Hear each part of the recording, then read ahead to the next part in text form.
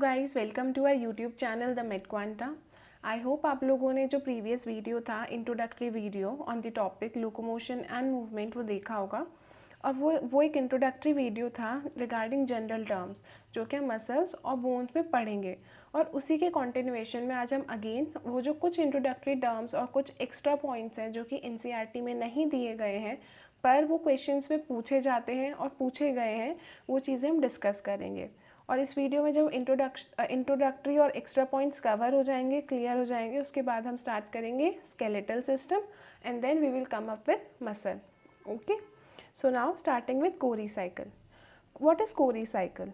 कोरी cycle कुछ नहीं होता, इट्स नथिंग बट ये केवल एक मेटाबॉलिक पाथवे है। ठीक है, मेटाबॉलिक पाथवे क्यों है और इसका क्या सिग्निफिकेंस है वो हम डिस्कस करते हैं। So let's start. So what I have written here is Core's cycle is a metabolic pathway in which lactate produced by anaerobic glycolysis in muscles is transported to liver and converted to glucose।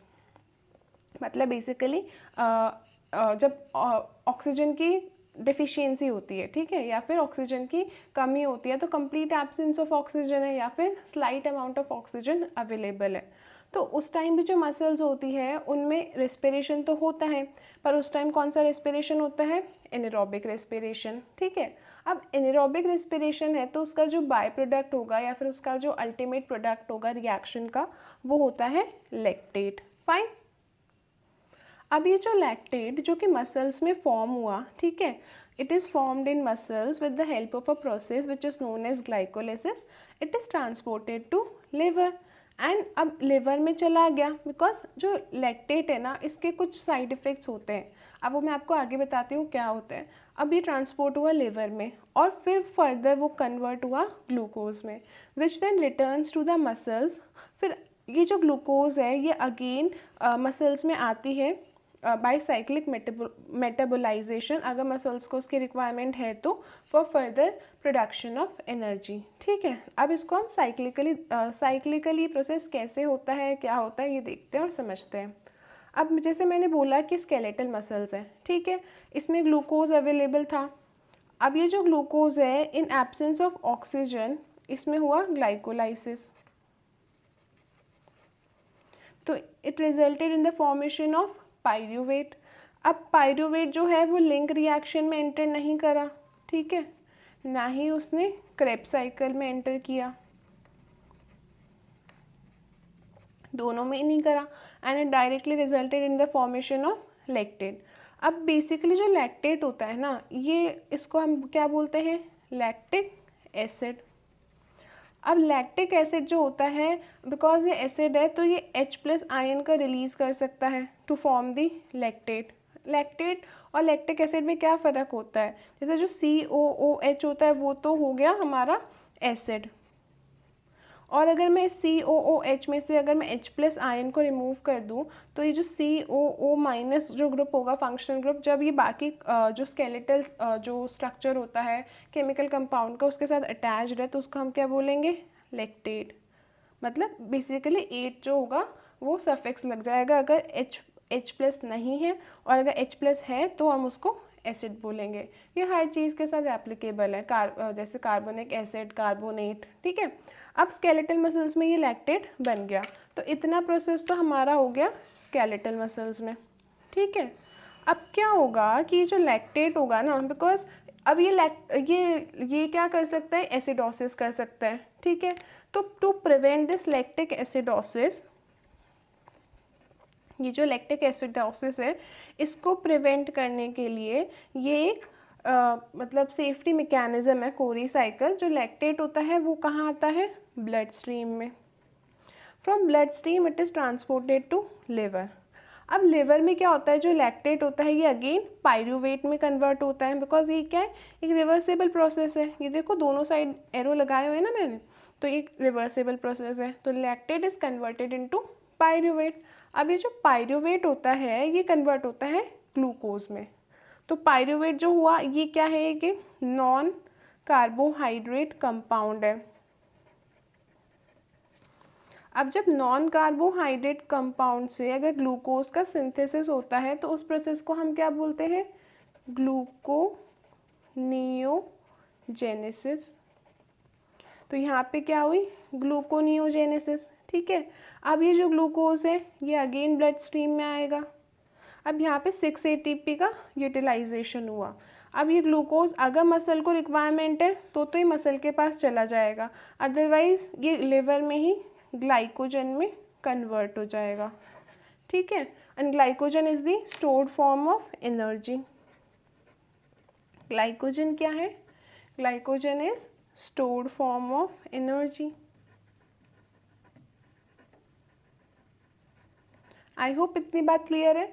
Glucose था, muscle ने glucose को use करा for the formation of energy currency that is ATP। 2 ATP ही बनी because anaerobic condition थी। Glycolysis के through 2 pyruvate बने molecule, फिर वो 2 लैक्टेट मॉलिक्यूल में कन्वर्ट हो गए। ये जो 2 लैक्टेट मॉलिक्यूल थे वो लैक्टिक एसिडोसिस कर सकते थे, तो इस चीज़ को प्रिवेंट करने के लिए लैक्टेट ब्लड स्ट्रीम में गया, ब्लड स्ट्रीम से वो लिवर में गया। लिवर में जो लैक्टेट था वो कन्वर्ट हो गया पायरुवेट में, और जो पायरुवेट था वो कन्वर्ट हो गया अगेन ग्लूकोज में with the help of a process known as gluconeogenesis.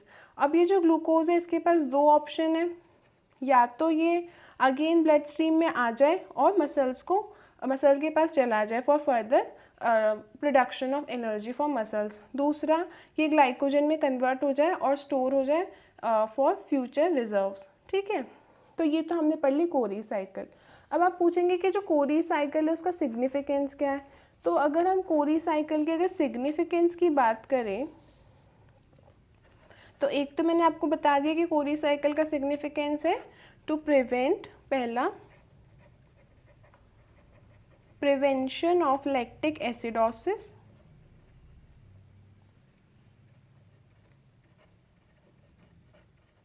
Fine. दूसरा, लैक्टिक एसिडोसिस कब होगी, अंडर एनारोबिक कंडीशंस। ठीक है,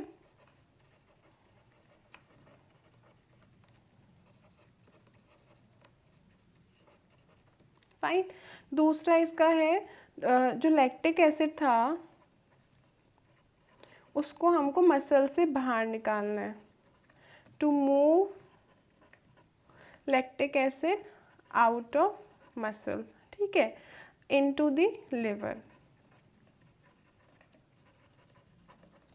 और तीसरा अगर हम बात करें तो इसका जो अगर हम बोल सकते हैं, काउंट कर सकते हैं, वैसे एनर्जी तो 2 ATP ही बनती है, इतनी ज़्यादा बनती नहीं है, पर फिर भी 2 ATP बन तो रही है ना कोरी साइकिल में। तो नेट तो हमें लॉस हो रहा है, पर फिर भी 2 ATP का फॉर्मेशन हो रहा है, इसलिए हम बोल सकते हैं प्रोडक्शन ऑफ ATP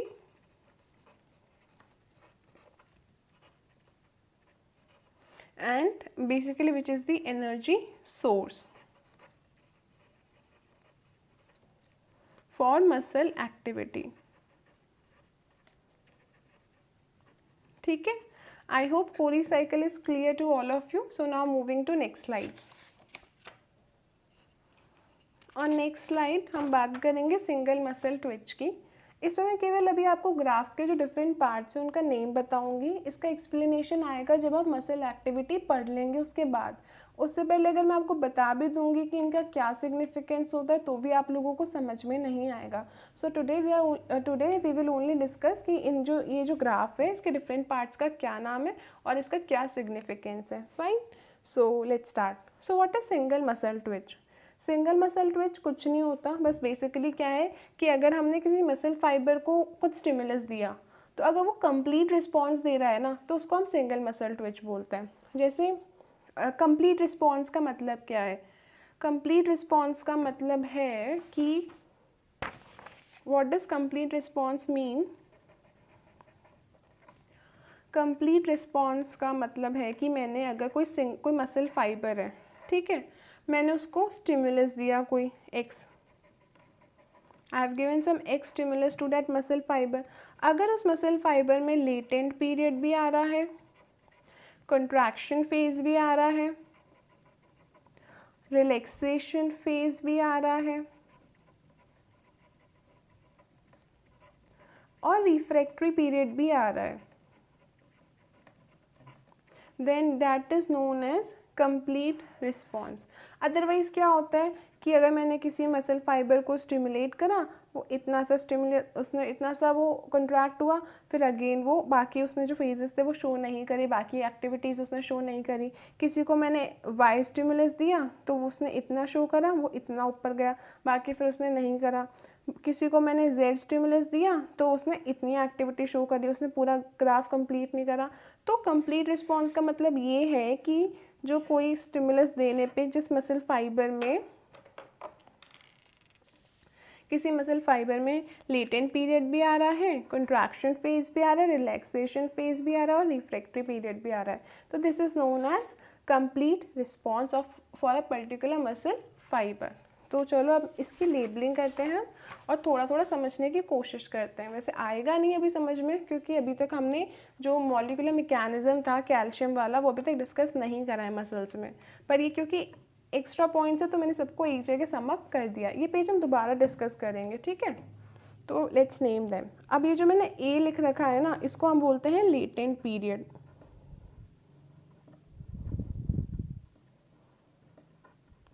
बी को हम बोलते हैं, B is known as contraction phase. ये जो पूरा फेज है ना, इसको हम बोलते हैं contraction phase.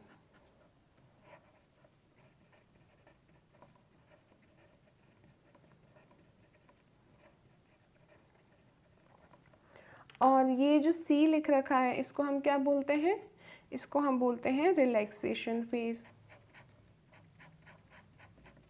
This is known age relaxation phase.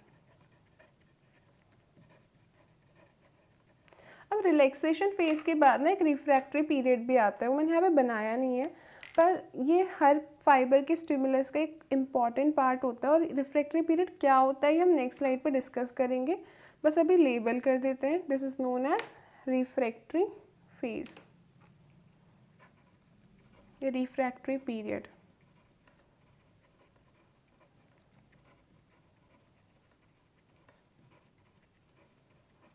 Fine. अब रिलैक्सेशन फेज में क्या होता है, कुछ फिनोमिनाज होते हैं, जैसे ब्रेकिंग ऑफ क्रॉस ब्रिज होता है, कैल्शियम पंप जो होता है वो कैल्शियम वापस पंप होता है सार्कोप्लाज्मिक रेटिकुलम में, ठीक है। कंट्रैक्शन फेज में क्या होता है कि कैल्शियम की बाइंडिंग होती है ट्रोपोनिन प्रोटीन के साथ, क्रॉस ब्रिज फॉर्मेशन होता है। लेटेंट पीरियड में क्या होता है, जो कैल्शियम आयंस होते हैं वो डिफ्यूज़ करते हैं इनटू सार्कोप्लाज्मिक रेटिकुलम, ठीक है। तो ये सब चीज़ें हम तब डिस्कस करेंगे जब हम मसल की जो फिजियोलॉजिकल या मॉलिक्यूलर बेसिस है वो डिस्कस कर चुके होंगे। It's too early to explain what happens in different phases. Fine. अब क्या होता है, आप पूछेंगे मायोग्राम क्या है, तो मायोग्राम इज़ नथिंग बट जो मसल का कॉन्ट्रैक्शन या जो मसल की कॉन्ट्रैक्टाइल एक्टिविटी है उसको अगर हम रिकॉर्ड करें तो दैट इज़ नोन एज मायोग्राम, ठीक है। जैसे एक्सरे होता है, इलेक्ट्रोग्राम होता है, ईसीजी होती है, ईईजी होती है, वैसे ही मायोग्राम होता है, ठीक है। So now moving to next slide. इसमें इतना ही समझ में आएगा अभी आपको। What is single muscle twitch. Single muscle twitch हमने अभी बोला ना कि complete response of a muscle fibre to a stimulus, that is single muscle twitch. Basically, it is a single quick isolated contraction of a muscle fiber to a single stimulus of a particular threshold value and it is known as single muscle twitch. अब आप बोलेंगे इतनी बड़ी बड़ी English की लाइनें बोल दी, इसका मतलब क्या है ये तो बता दो। तो इसका मतलब ये है कि अगर मैंने फॉर एग्जांपल, एक बार मेरे को पेन लेने दो और एक पेपर लेने दो नया। अगर हम यहाँ पे बात करें कि ये कोई मसल फाइबर है, ओहो इसने भी साथ देना छोड़ दिया अब तो। अगर ये कोई मसल फाइबर है, ठीक है, वैसे मेरे को रेड से बनाना चाहिए था बिकॉज ग्रीन से तो बनता नहीं है मसल, चलो कोई नहीं, स्टिल अगर ये कोई मसल फाइबर है, अगर मैंने इसको कुछ एक स्टिमुलस दिया, फाइन, तो अब क्या होगा, ये एक सम अप रिस्पॉन्स शो करेगा, ठीक है, एक कंप्लीट रिस्पॉन्स शो करेगा और उसी को हम क्या बोलते हैं, सिंगल मसल ट्विच। और वो सम अप रिस्पॉन्स या complete response consist of contraction phase, relaxation phase, latent period and refractory period, जो कि हमने पहले ही डिस्कस कर लिया है। To a single stimulus of a particular threshold value, for example अगर -70 मिलीवोल्ट थ्रेशोल्ड वैल्यू है मसल फाइबर को स्टिमुलेट करने की। तो अगर मैं इस स्टिमुलस का एक सिंगल मसल ट्विच भी दूंगी ना, अगर एक सिंगल एक स्टिमुलस दूंगी ना, तो भी ये मसल फाइबर पूरी एक्टिविटी या पूरी सम अप शो करेगा। और उसी को हम क्या बोलते हैं, सिंगल मसल ट्विच, कि अगर पिन चुभी तो हाथ पीछे गया, ठीक है। तो ऐसा ही कुछ ही है सिंगल मसल ट्विच। इस पे क्वेश्चंस नहीं पूछे जाते हैं, बस एक इम्पॉर्टेंट टर्म था तो मैंने आपको एक्सप्लेन कर दिया है, to enhance your, to augment your knowledge, that's it. अब what is treppe staircase phenomena, ये मैं आपको समझा तो दूंगी, एक बार एम्स से पूछा गया था, ठीक है, इसलिए मैंने ये यहाँ पे लिखा है, बाकी इसका इतना कोई रेलिवेंस है नहीं, ठीक है। तो what is treppe staircase phenomena, treppe staircase phenomena की अगर हम बेसिक डेफिनेशन पढ़ें तो it represents a repeated stimulus of a single muscle fibre. मतलब अगर कोई ये मसल फाइबर है और इसको मैं रिपीटेडली कोई ना कोई स्टिमुलस दे ही जा रही हूँ, मतलब सेम स्टिमुलस आफ्टर मतलब डिफरेंट टाइम इंटरवल, ठीक है, तो that is known as treppe staircase phenomena. और ये जो काइमोग्राफ होता है मसल का, उसमें एक स्टेयरकेस लाइक ग्राफ आता है, मतलब ऐसा कुछ या फिर ऐसा, तो इसलिए इसको बोलते हैं, ये जो डिफरेंस होता है इसको तो बोलते हैं ट्रेपी, और ये जो डिफरेंस की वजह से जो ट्रेपी बनती है वो स्टेयरकेस लाइक लगता है, इसलिए इसको हम बोलते हैं ट्रेपीज स्टेयरकेस फिनोमेना। और ये बेसिकली इसका जो सिग्निफिकेंस होता है वो मायोकार्डियल मसल्स में मिलता है, स्केलेटल मसल या फिर स्मूथ मसल में इसका कोई इतना सिग्निफिकेंस है नहीं। अब जो मायोकार्डियल या हार्ट मसल्स है उसमें इसका सिग्निफिकेंस क्यों है, कि मैं आपको समझाती हूँ, बताऊँ क्यों। क्योंकि जो हार्ट मसल्स है या फिर जो मायोकार्डियल मसल्स है, मायोकार्डियल मसल्स में क्या होता है, ऑटो रेगुलेशन होता है, ठीक है। अब वो जो ऑटो रेगुलेशन होता है वो उसमें क्या होता है, it is independent of any hormonal और एनी अदर एक्सटर्नल फीचर, मतलब कोई एक्सटर्नल स्टिमुलस के इंडिपेंडेंट होता है। अगर मान लो ये कोई मायोकार्डियल मसल है और अगर मैं इसको रिपीटेड स्टिमुलस दे रही हूँ, कोई एक्स रिपीटेड स्टिमुलस दे रही हूँ for increasing its force of contraction, जिससे इसकी हार्ट रेट इंक्रीज होगी, तो ये इंडिपेंडेंट होगा despite of any hormonal change. मतलब अगर मैंने फोर्स ऑफ कंट्रैक्शन इंक्रीज करा तो हार्ट रेट इंक्रीज होगी ही होगी, चाहे आप बाहर से कोई हार्मोन रिलीज कर दें extra to inhibit this, it's independent of that effect. आपको आ रही है बात मेरी समझ में। और इसका जो ग्राफ होता है वो कुछ ऐसा आता है, जैसे अगर मैं इसकी बात करूं तो अगर यहाँ पे एक्स एक्सिस पे हमने, वाई एक्सिस पे हमने प्लॉट करा टेंशन और एक्स एक्सिस पे हमने प्लॉट किया रिपीटेड स्टिमुलस। मैं नया पेज लेती हूँ, रुको, इससे आपको समझ में नहीं आएगा। फॉर एग्जाम्पल ये हमने इसका ग्राफ प्लॉट किया, ठीक है। यहाँ पे मैंने लिया एक रिपीटेड स्टिमुलाई, यहाँ पे मैंने लिया टेंशन, जिसके वो टेंशन या फिर वो फोर्स ऑफ कंट्रैक्शन जिसके साथ हमारी जो कार्डिक मसल है वो कंट्रैक्ट हो रही है। तो जब हम रिपीटेड स्टिमुलस देंगे, फॉर एग्जांपल मैंने यहाँ के जो इन रिपीटेड स्टिमुलस के बीच का जो टाइम इंटरवल था वो मैंने लिया 0.5 सेकेंड, ठीक है। तो मैं हर 0.5 सेकेंड के बाद इस कार्डिक मसल को एक रिपीटेड स्टिमुलाई दे रही हूँ।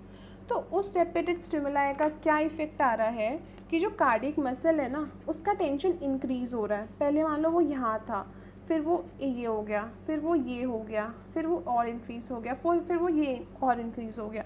तो जब हम इसको ऐसे प्लॉट करते हैं तो ऐसा कुछ हमको ऑब्जर्व करने को मिलता है, एक स्टेयरकेस लाइक ना स्ट्रक्चर।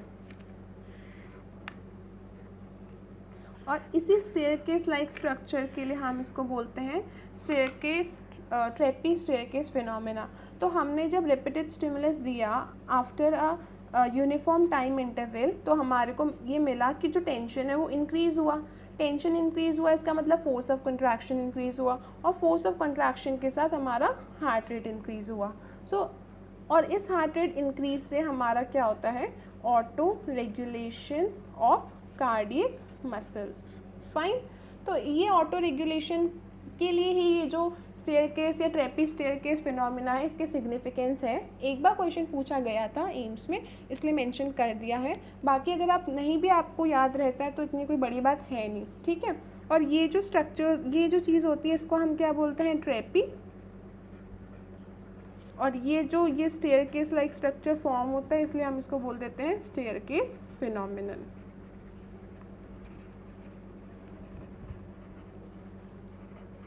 आई होप आपको ये क्लियर है। So now moving to next term.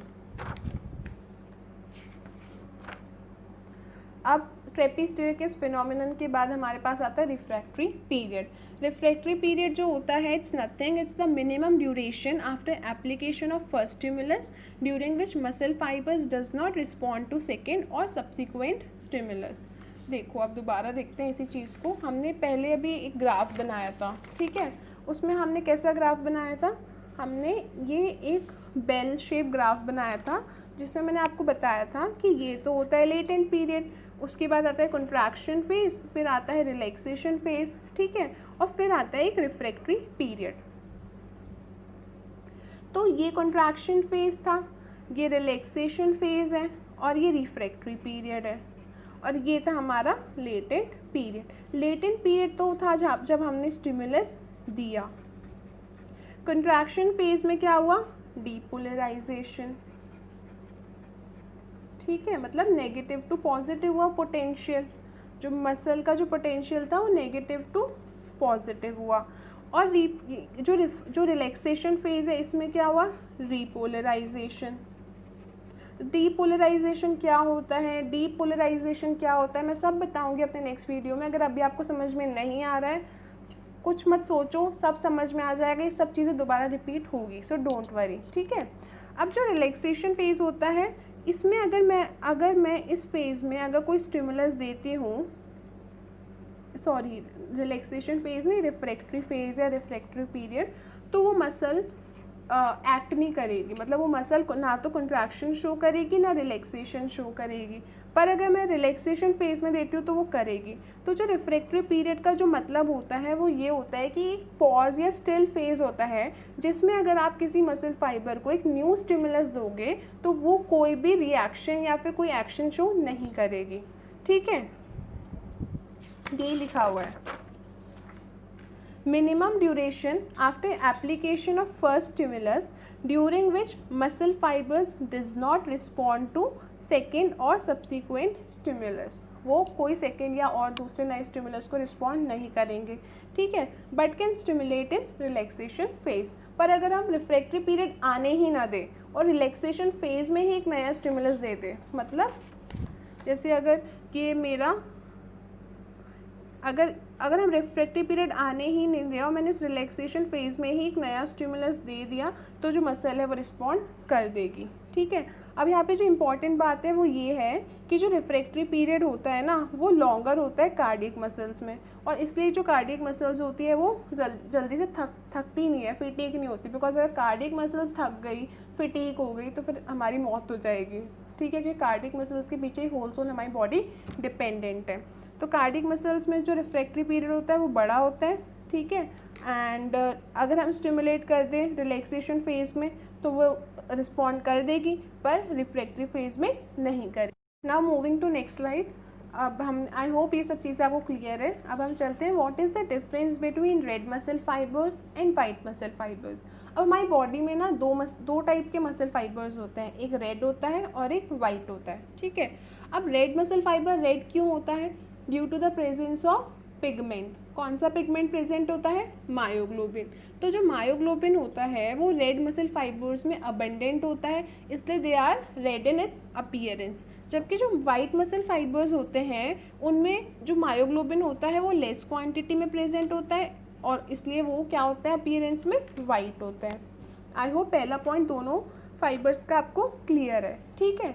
अब जो रेड मसल फाइबर्स होते हैं उनमें माइटोकॉन्ड्रिया ज़्यादा होते हैं, जबकि वाइट मसल फाइबर में माइटोकॉन्ड्रिया कम होते हैं या एब्सेंट होते हैं। अब ये सब चीज़ें ना कोरिलेटेड है, मैं भी आपको बताती हूँ कैसे कोरिलेटेड है। पहले हम सारे पॉइंट्स को पढ़ते हैं और फिर इनका कोरिलेशन निकालने की कोशिश करेंगे, ठीक है। इसमें माइटोकॉन्ड्रिया ज़्यादा है और इसमें माइटोकॉन्ड्रिया कम है। अब जो रेड मसल फाइबर्स हैं वो एरोबिक रेस्पिरेशन में पार्टिसिपेट करते हैं और वो एनर्जी यील्ड करते हैं, जबकि जो वाइट मसल फाइबर्स हैं वो एनारोबिक रेस्पिरेशन में पार्टिसिपेट करते हैं और फिर एनर्जी निकालते हैं। तो एनारोबिक रेस्पिरेशन में तो ऑफकोर्स वो 2 ATP निकालते होंगे मैक्स टू मैक्स, जबकि ये निकालते होंगे 36 या 38 ATP depending on the shuttle system. ठीक है, अब देखो क्योंकि ये ATP प्रोडक्शन भी ज़्यादा कर रहे हैं, ठीक है, और इनको एरोबिक रेस्पिरेशन भी करना है इन प्रेजेंस ऑफ ऑक्सीजन, तो ऑफकोर्स ही बात है कि इनमें माइटोकॉन्ड्रिया का प्रेजेंस ज़्यादा होना भी कंपल्सरी है। ये तो इसका एक रीज़न हो गया। अब आगे पढ़ते हैं। Can contract for longer period without any fatigue. ठीक है, ये ज़्यादा देर तक कॉन्ट्रैक्शन शो कर सकते हैं विदाउट एनी फेटीग, थकान नहीं होगी इन फाइबर्स को, जबकि can contract for shorter duration and can easily fatigue. Of course fatigue होगी क्योंकि जब एनारोबिक रेस्पिरेशन हो रहा है ना तो लैक्टेट का अक्यूमुलेशन होगा, किसका, लैक्टेट का या लैक्टिक एसिड का, और जो लैक्टिक एसिड का अक्यूमुलेशन होगा इट रिजल्ट्स इन द फेटीग। ठीक है, अब ये क्या होते हैं, slow Twitch fibres. Slow Twitch fibres मतलब धीरे धीरे इनमें स्टिमुलस जाता है और धीरे धीरे इसका मतलब लंबा इसका पीरियड होता है, रिफ्रैक्टरी पीरियड भी लंबा होता है, स्लो ट्विच होते हैं। ठीक है, जबकि ये वाले क्या होते हैं, फास्ट ट्विच फाइबर्स, मतलब जल्दी जल्दी स्टिमुलस जाएगा, ठीक है, और जल्दी जल्दी कॉन्ट्रैक्ट होंगे और जल्दी जल्दी रिलैक्स होंगे। जबकि ये वाले जो फाइबर्स होते हैं ना, रेड मसल फाइबर्स, इनमें स्टिमुलस भी धीरे जाएगा और कॉन्ट्रैक्ट भी धीरे होंगे और रिलैक्स भी धीरे होंगे। ठीक है, तो ये क्या हो गए, स्लो ट्विच फाइबर्स। अब इनमें क्या सार्कोप्लाज्मिक रेटिकुलम कम होते हैं, जबकि इनमें सार्कोप्लाज्मिक रेटिकुलम ज़्यादा होते हैं। अब आप पूछेंगे सार्कोप्लाज्मिक रेटिकुलम क्या होता है, तो जो सार्कोप्लाज्मिक रेटिकुलम होता है वो होता है एंडोप्लाज्मिक रेटिकुलम ऑफ मसल, जो कि है कैल्शियम का स्टोरेज हाउस। ठीक है, so sarcoplasmic reticulum is the endoplasmic reticulum of muscle and it is the storage house of calcium. अब रेड मसल फाइबर में कम होते हैं और वाइट मसल फाइबर में ज़्यादा होते हैं, ये आपको बाद में समझ में आएगा जब हम मसल फिजियोलॉजी पढ़ेंगे। आई होप इतने पॉइंट क्लियर है। अब अगर हम इसके नेक्स्ट पॉइंट पे चले, नेक्स्ट स्लाइड्स पे, अब यहाँ पे देखो इसमें साइटोक्रोम ज़्यादा होता है, इसमें साइटोक्रोम कम होता है। अब साइटोक्रोम क्या है, cytochrome is basically a pigment. कौन सा पिगमेंट, मेटल कंटेनिंग।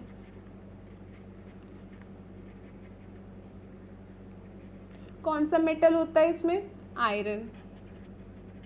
ठीक है, अब ये जो आयरन है ये किस में प्रेजेंट होगा, मायोग्लोबिन में। Haemoglobin of muscle is known as myoglobin. अब जिसमें मायोग्लोबिन ज़्यादा है उसमें साइटोक्रोम भी तो ज़्यादा होगा। तो हमने प्रीवियस स्लाइड में पढ़ा था कि जो रेड मसल फाइबर है उसमें मायोग्लोबिन अबेंडेंस में है, तो इसलिए इसमें साइटोक्रोम भी ज़्यादा है, जबकि इसमें साइटोक्रोम कम है। ठीक है, इसमें माइटोकॉन्ड्रिया ज़्यादा है क्योंकि इसमें एरोबिक रेस्पिरेशन हो रहा है, इसमें कम है क्योंकि इसमें एनारोबिक रेस्पिरेशन हो रहा है, कम एनर्जी निकल रही है। फाइन, ये हमने पढ़ ही लिया, एरोबिक है कि एनारोबिक है। और जो रेड मसल फाइबर्स होते हैं वो थिन होते हैं और जो वाइट मसल फाइबर्स होते हैं वो थिक होते हैं। ठीक है, अब इनके एग्जाम्पल्स हम देखते हैं कि कहाँ कहाँ हमें ये मिलते हैं।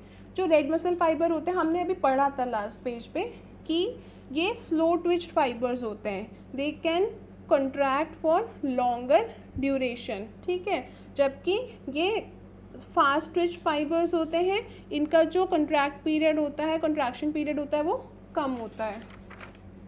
अभी कहाँ प्रेजेंट होते हैं, बैक रीजन की मसल्स में। जैसे हम कॉन्टीन्यूसली 2-3-4 घंटे तक बैठे रह सकते हैं क्योंकि हमारे जो बैक रीजन है, जो हमारा पीठ होती है, उसमें रेड मसल फाइबर्स प्रेजेंट होते हैं। जबकि हमारी जो आईलिड की या आई बॉल की मसल्स हैं वो देखो, आपने ऐसे पलक जब हम झपकाते हैं तो फटाफट झपकती है वो, मतलब ऐसे रिफ्रैक्टरी सा मूवमेंट होता है, मतलब फास्ट ट्विच है ये। पर अगर हम कॉन्टिन्यूसली बार बार ब्लिंक करते रहेंगे तो हमारी आई बॉल में और हमारी जो आईलिड की जो मसल्स है वो पेन करने लग जाती है, और हम 1 घंटे 2 घंटे 3 घंटे 4 घंटे तक लगातार आईज को ब्लिंक नहीं कर सकते, पलक को नहीं झपका सकते, जबकि हम 3 से 4 घंटे तक लगातार एक सिंगल पोस्चर में बैठ सकते हैं। तो इनमें क्या है, रेड मसल फाइबर जो कि है स्लो ट्विच, और इनमें है वाइट मसल फाइबर जो कि है फास्ट ट्विच। अब जो मैराथन रनर्स होते हैं उनकी जो मसल्स होती है ना, उनमें भी रेड मसल फाइबर्स की अबेंडेंस होती है। और जो फ्लाइट मसल्स होती है, जो माइग्रेटरी बर्ड्स होती है, जिनको एक लॉन्ग डिस्टेंस ट्रेवल करके एक जगह से दूसरी जगह जाना होता है, जिसमें ओशियंस माउंटेन वो क्रॉस करने पड़ते हैं, तो उनकी जो मसल्स होती है उनमें भी रेड मसल फाइबर्स की अबेंडेंस होती है। पहली बात तो इसलिए क्योंकि उनको ग्रेट अमाउंट ऑफ एनर्जी चाहिए ज़्यादा डिस्टेंस ट्रैवल करने के लिए, और ग्रेट अमाउंट ऑफ एनर्जी कहाँ होगी, रेड मसल फाइबर में, क्योंकि रेड मसल फाइबर के पास क्या है, ज़्यादा माइटोकॉन्ड्रिया है, एरोबिक रेस्पिरेशन हो रहा है, ज़्यादा एटीपी बन रही है, ठीक है, मोर एटीपी प्रोडक्शन। और जो नॉर्मल बर्ड्स होती है छोटी छोटी, जैसे स्पैरो हो गया, पैरट हो गई, ठीक है, इनमें क्या होते हैं वाइट मसल फाइबर्स, बिकॉज इनको कोई इतना ज़्यादा लंबा डिस्टेंस ट्रैवल नहीं करना पड़ता, इनको छोटी छोटी डिस्टेंस ट्रैवल करनी पड़ती है एक ब्रांच से दूसरी ब्रांच तक, मैक्स टू मैक्स, ठीक है, तो मतलब किलोमीटर्स में 1 2 ऐसे किलोमीटर्स, फाइन, पर इनको तो माइल्स की डिस्टेंस ट्रैवल करनी पड़ती है। और दूसरा मसल्स ऑफ स्फिंक्टर, जैसे हमारे स्फिंक्टर्स होते हैं, जैसे ड्यूडिनल स्फिंक्टर है, गैस्ट्रोइसोफेजियल स्फिंक्टर है, उनको भी क्या है थोड़ा थोड़ा मतलब with time and with situation उनको कंट्रैक्ट करना पड़ता है, इसलिए उनमें भी क्या होते हैं वाइट मसल फाइबर्स। तो आज हमने क्या क्या डिस्कस करा, difference between red and white muscle fibre, ठीक है, हमने 3-4 टर्म्स डिस्कस करे, single muscle twitch, treppe staircase phenomenon and refractory period. फिर हमने ये ग्राफ डिस्कस किया था सिंगल मसल ट्विच का, जिसकी डिटेलिंग मैं आपको कमिंग वीडियोस में दूंगी, और हमने सबसे पहले डिस्कस करी थी कोरीज साइकिल। ये सारे के सारे टर्म्स नहीं है एनसीईआरटी में, रेड मसल फाइबर और वाइट मसल फाइबर का थोड़ा सा डिस्क्रिप्शन दिया हुआ है, पर वो इतना क्लियर है नहीं। So I hope these points are clear to all of you. इनको प्लीज़ ध्यान में रखना, बिकॉज कभी ना कभी ये सारी चीज़ें किसी ना किसी पेपर में पूछी गई है, इसलिए मैंने यहाँ पे ये सब चीज़ें सम अप करी है। I hope my points are clear, so thank you, bye.